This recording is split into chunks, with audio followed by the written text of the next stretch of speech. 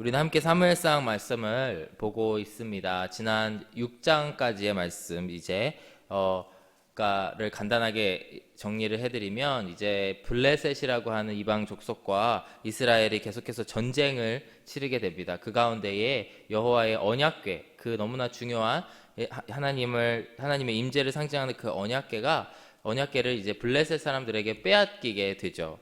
근데 그 블레셋 사람들에게 빼앗긴 그 언약궤가 도리어 그 이방 사람들, 블레셋 사람들에게 저주가 됩니다. 이제 하나님의 심판이 그들에게 임하게 된 것이죠. 그래서 앞에서 또 장 목사님께서 이제 폭탄 돌리기의 비유를 하셨는데, 그것을 가지고 있으면 나에게 저주가 되니까 그것을 다시 이스라엘로 보내려고 합니다. 근데 막상 이스라엘에 있는 그 한 도시에, 베스메스라고 하는 도시에 그것이 이제 도착을 하게 되는데, 그곳에서 어제 함께 살펴본 말씀인데요.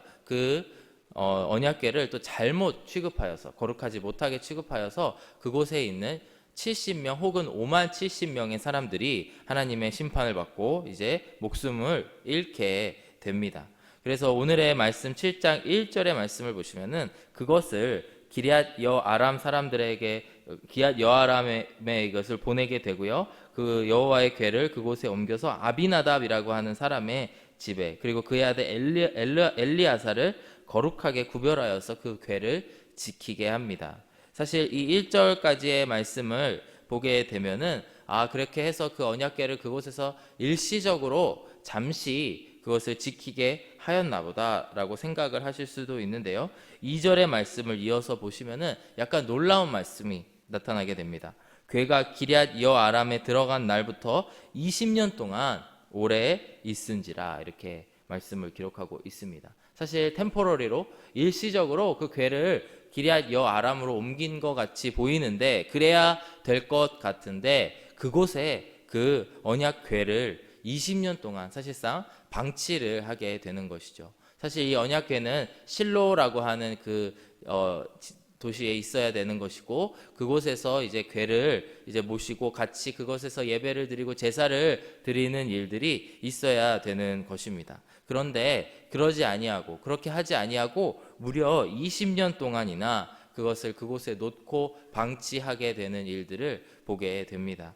이러한 모습들로 보아서 얼마나 이스라엘이 이 제사 드리는 일, 그리고 하나님께 예배 드리는 일들을 우선순위에서 배제하고 살았는지를 우리가 엿보아 알 수가 있습니다. 사실 하나님께 온전한 제사, 온전한 예배를 드리기 위해서는 하나님의 언약궤가 반드시 있어야 되는 것이죠. 하나님의 언약궤를 놓고 하나님께 온전히 주님의 임재를 갈망하면서 예배하고 제사를 해야 되는 것인데, 그것을 무려 20년 동안이나 방치하는 그런 모습들을 보게 됩니다. 그런데 이 2절의 후반부의 말씀을 다시 한번 보시게 되면은 이 20년이라고 하는 기간이 지나면서 이스라엘 백성들 가운데에 조금 엄청난 변화가 일어나게 됩니다. 뒷부분을 보시면은 이스라엘 온 족속이 여호와를 사모하니라. 20년 동안 오래 있은 후에 이스라엘 온 족속이 여호와를 사모하였다, 이런 말씀이 나와 있습니다. 사실 제가 봤을 때 이것은 엄청나게 기적적인 변화라고 생각을 합니다. 그전에는 전혀 예배라든지 하나님께 제사 드린다든지 하나님과의 그 관계를 회복하는 일에 관심이 없었을 수도 있고요. 관심이 있었어도 그들의 두려움보다 약해서 하나님 앞에 나아가지 못하고 하나님을 사모하지 못했었는데, 여기서 20년이 지난 후에 이스라엘 족속들이 여호와를 사모하였더라. 그것도 온 족속이 사모하였더라. 이렇게 말씀하고 있습니다. 사실 여기서 이 사모하다라고 번역된 이 말에 대한 여러 가지 의견들이 있더라고요. 직접 원어적으로는 이것이 무엇을 의미하냐면 애통하고 부르짖는 것을 의미합니다. 즉 하나님 여호와를 사모하였던 것과 동시에 그 배경이 되는 마음가짐은 뭐였냐면, 그들이 하나님을 그리워하고 애통하고 하나님께 부르짖었다라고 하는 것이죠. 영어로도 이것을 stick to, 하나님께 그의 마음이 완전히 붙어 있어서 하나님을 바라보고 사모하였다라고 해석을 할 수가 있습니다. 공동 번역 성경은 이 뒷부분의 말씀을 뭐라고 해석을 하냐면요, 20년이라는 세월이 지난 후에 이스라엘 가문은 모두 야훼께로 마음을 돌려서 주님 앞에 정말 그 붙어 있으려고 바라보았다라고 하는 것이고요. 또 현대인의 성경은 20년이 되었고 그동안의 모든 이스라엘 백성들은 슬퍼하며 여호와를 찾았다, 이렇게 약간의 의역을 하고 있습니다. 20년이라고 하는 기간이 지난 후에 이스라엘 백성들 가운데 변화가 있었는데 바로 하나님을 다시 찾게 되는 변화들이 있었던 것이죠. 사실 여기까지만 놓고 보면은 이 전에 있었던 그 사사 시대를 이제 유추하게 되고 생각을 하게 됩니다. 사사 시대에도 하나님의 말씀이 희귀하여서 그들 가운데에 이방 족속들로 말미암아 고난을 받게 됩니다. 고난을 받게 되는 배경은 뭐냐면 그들이 하나님을 버리고 하나님을 떠나갔기 때문에 하나님께서 고통을 주시는 것이죠. 그들 가운데 고통이 있고 일정 시간이 지난 후에 그들이 하나님께 부르짖고 또 사사를 보내주시는 그런 일들이 있다라는 것입니다. 그런데 이와 같이 20년이 지난 후에 다시 하나님을 찾게 되고 그들이 하나님을 그리워하고 갈망하고 사모하는 마음을 주신다는 것 자체가 너무나 큰 은혜라고 생각이 되어지게 됩니다. 우리들도 정말 많은 분들의 간증을 듣거나 이야기를 하게 되면은 제가 언제는 이렇게 방황을 하였고 저 때는 저렇게 방황을 하였고 정말 하나님의 말씀에 거스르고 살았었는데 어느 날 갑자기 문득 하나님께서 교회를 찾게 하시고 혹은 하나님을 묵상하게 하셔서 다시 주님 앞에 돌아오게 되었습니다. 이런 간증들을 종종 듣게 됩니다. 오늘도 우리의 마음 가운데에서 우리를 회복시키시기 위해서 역사하시는 하나님이 계신 줄로 믿습니다. 우리가 20년 같은 기간을 지난 후에 다시 하나님 애통하는 마음으로 부르짖는 마음으로 주님을 찾고 나아가는 그런 시간들이 우리들 인생 가운데 반드시 있기를 원합니다. 그리고 우리 주변에 아직도 이 20년이라고 하는 기간을 보내고 있는 사람들이 있다면 우리가 마땅히 그들을 주님께로 인도할 수 있는 주님의 도구로 쓰임받기를 원합니다라고 고백하고 또 바라시는 저와 여러분들이 되어지기를 간절히 바랍니다. 이와 같이 오늘의 본문 1절과 2절의 말씀에서는 이스라엘 백성들의 그 마음을 변화시켜 주시는 하나님의 그 역사하심을 우리가 바라보게 됩니다. 그렇다면 이러한 영적인 변화, 이스라엘 백성들의 영적인 변화 가운데에서는 하나님께서는 어떤 일들로 그 민족을 이끌어 가실까요? 3절의 말씀을 보시면은 사무엘이라고 하는 인물이 등장을 하게 됩니다. 다시 등장을 하는 것이죠. 우리가 그 앞전에 3장까지의 말씀을 보았을 때에는 이제 어린 사무엘, 아직 이제 자라나고 있는 소년 사무엘의 모습만 보았다면 이제는 20년이라고 하는 세월이 지나서 이제 대략 30대가 되는 이제 활발하게 활동할 수 있는 이제 선지자 사무엘이 나타나게 됩니다. 사무엘이 이스라엘 온 족속에게 말하여 이르되 만일 너희가 전심으로 여호와께 돌아오려거든 이방 신들과 아스다롯을 너희 중에서 제거하고 너희 마음을 여호와께로 향하여 그만을 섬기라. 그리하면 너희를 블레셋 사람의 손에서 건져내시리라. 이렇게 3절의 말씀은 이야기를 하고 있습니다. 이제 드디어 사무엘이라고 하는 그 위대한 지도자 그리고 사사 시대를 끝내는 마지막 사사이면서 왕정 시대를 열어가는 새로운 시대의 지도자가 나타나게 되는 것입니다. 이전에 어두웠던 지도자들 엘리로 비유되는 또 홈리와 비느하스로 비견되는 그 어두운 시대를 마치고 이제 새로운 시대가 이제 나타나게 되는 것이죠. 이전에 사무엘이 어렸을 때의 그 말씀을 함께 묵상하면서 나누었던 이야기가 뭐냐면 정말 시간은 하나님의 편이다라는 말씀을 드렸습니다. 어떤 어두운 세대가 있으면 그 세대를 하나님께서는 벌하시는 일도 있지만 하지만 때로는 그 세대를 내버려 두시고 그들로 하여금 자연적으로 죽게 만드시는 그런 일들이 있는 것이죠. 근데 그 가운데에서도 하나님은 새로운 세대 또 새로운 시대의 그런 지도자들을 세우심으로 말미암아 새 시대의 그런 영적인 변화에 맞게 그들을 이끌어갈 인도자를 하나님께서 목자를 한 명을 세우시는 것입니다. 근데 이 사무엘이라고 하는 지도자가 정말 훌륭한 지도자라고 하는 것이 이 3절의 말씀을 다시 한번 보시면은 그들에게 두 가지를 요구합니다. 첫 번째는 이방 신들, 그들 가운데 마음속에 있는 그 이방 신들을 버리고 또 아스다롯, 그 이방 신들의 또 핵심 중에 하나인 아스다롯이라고 하는 그 신을 제거해 버리라고 하는 또 말씀을 하고 있습니다. 여기서 제거하라라고 하는 말은 원어적으로 시선을 돌리라라고 하는 것입니다. 사무엘이 보았을 때에 이 이스라엘 족속들이 그들의 삶 가운데에서 하나님을 섬긴다고 하고 제사의 그런 외적인 모습은 있지만 그들의 시선이 아스다롯을 향해 있고 또 바알 신을 향해 있고 또 그 아세라를 향해 있는 그런 모습들을 보면서 너희들의 시선을 돌리라라고 지금 사무엘은 이야기를 하고 있는 것입니다. 사실 이것이 같은 의미라고 생각을 합니다. 우리가 어떤 것을 제거하기 위해서는, 어떤 유혹을 제거하기 위해서는 그것들로부터 먼저 시선을 돌리는 연습을 해야 된다라고 하는 것이죠. 나의 시선은 계속해서 어떠한 하나님이 원하지 않으시는 것에 나아가 있는데 그것을 제거해 버린다는 것은 말도 안 되는 이야기라고 하는 것입니다. 오늘 사무엘은 이 이스라엘 백성들에게 너희들이 마음으로 섬기고 있는, 너희들의 시선이 향해 있는 그 아스다롯 그리고 이방 신들에게서 그 눈을 떼고 그것을 제거하라고 말씀하고 있습니다. 또 두 번째로는 그로 말미암아 너희의 마음을 여호와께로 향하고 그만을 섬기라, 여호와 하나님만을 섬기라라고 하고 있습니다. 여호와만을 섬긴다라고 하는 것은 이제 그 모든 것을 버리고 주님만 바라보라고 하는 것이죠.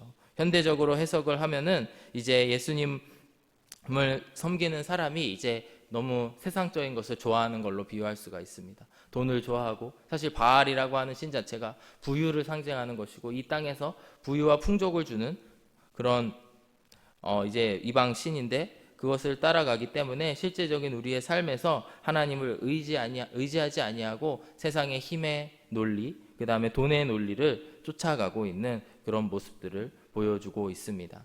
그런데 주님께서는 마태복음 6장 24장에서 뭐라고 하셨습니까? 한 사람이 두 주인을 섬기지 못할 것이니 혹 이를 미워하고 저를 사랑하거나 혹 이를 중히 여기고 저를 경히 여김이라 너희가 하나님과 재물을 겸히 섬기지 못하리라, 이렇게 말씀을 하셨습니다. 즉 무엇이냐면 우리가 한 마음으로 주님을 섬기지 않을 때에 두 마음이 우리가 갈라졌을 때에는 우리가 결코 하나님을 섬길 수 없다라고 하는 경고를 하고 있는 것입니다. 그리하여 사무엘은 오늘의 말씀에서 하나님께서 너희를 블레셋 사람들의 손에서 건져내시고 보호해 주심을 받기 위해서는 너희가 하나님만을 섬겨야 되고 또한 이방 신들에게서 시선을 돌리고 이제 그것들을 모두 제거하라고 말씀하고 있고, 그렇게 이 영적인 흐름에 맞춰서 이렇게 경고를 하고 있는 것입니다. 그런데 또 한 번 놀라운 일들이 벌어지게 되는데요. 바로 4절의 말씀입니다. 이에 이스라엘 자손이 바알들과 아스다롯을 제거하고 여호와만 섬기니라.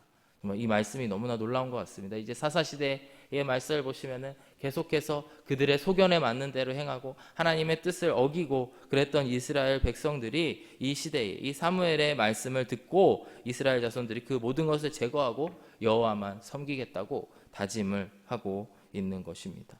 우리가 삶을 살다 보면은 여러 가지 우선순위를 정해야 되는 시간들이 많이 있죠. 우리가 정말 우리가 살아가는 이 물질도 중요하고요. 또 인간 관계도 중요하고요. 여러 가지 우리의 삶에 영향을 미치는 것들이 참 많이 있지만 우리가 오늘 이 말씀을 통해서 회복되어야 될 것은 이 이스라엘 백성들이 고백한 것처럼 주님, 제 모든 이방신들을 섬기는 것과 같은 것들을 제거하고 여호와만을 섬기기를 원합니다. 주님을 최우선순위로 놓기를 원합니다. 라고 고백해야 되는 줄로 믿습니다.